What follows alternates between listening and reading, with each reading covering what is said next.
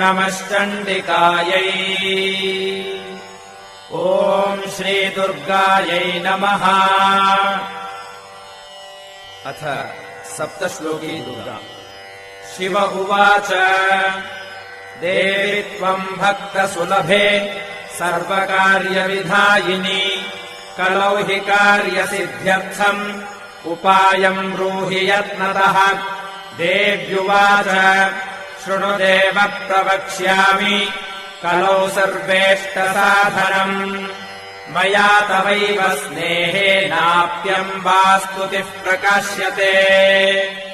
ॐ अस्य श्रीदुर्गा सप्तश्लोकी स्तोत्रमन्त्रस्य नारायण ऋषिः अनुष्टोच्छन्दः श्रीमहाकाली महालक्ष्मी महासरस्वत्यो देवताः।